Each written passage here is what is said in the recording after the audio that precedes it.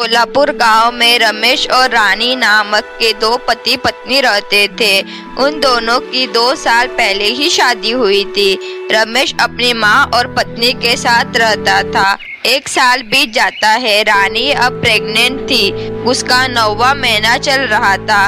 इसलिए रमेश और कमला रानी को हॉस्पिटल लेकर गए हुए थे।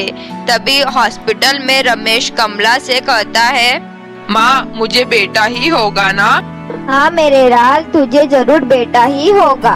हमारे वंश का कुल दीपक आने वाला है। तभी वहाँ पर नर्स आती है और कहती है, मुबारक हो, आपको जुड़वा बच्चे हुए हैं। इसका मतलब 2 जुड़वा लड़के हुए हैं? नहीं, एक लड़का और एक लड़की। क्या एक लड़की भी हुई है? ये सुनकर रमेश का सारा उत्साह धरा का धरा रह जाता है। माँ, मैं इतनी महंगाई में इस लड़की को कैसे पालूंगा? और तो और इसकी शादी का भी खर्चा होगा। माँ, मैं बर्बाद हो जाऊंगा। सुनिए, आपकी पत्नी आपको बुला रही है। हॉस्पिटल के कमरे में रानी 2 बच्चों के साथ बेड पर लेटी हुई थी। देखो जी, दोनों बच्चे आप पर ही गए हैं। लेकिन इन दोनों में से लड़का कौन सा है? ये है जी।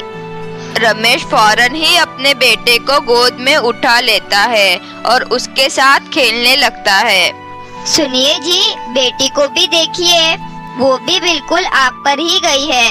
रहने दो, बाद में देख लूंगा। ये सुनकर रानी दुखी हो जाती है।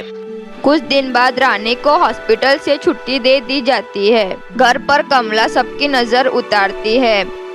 रानी, तुझसे कुछ जरूरी बात करनी है। बोलिए ना, क्या बात है? मैं इस लड़की को अपने मित्र को देना चाहता हूँ। इसका पालन पोषण वही करेगा। क्यों जी, वो तो हमारी बेटी है ना? रानी, तुझे तो पता ही है महंगाई कितनी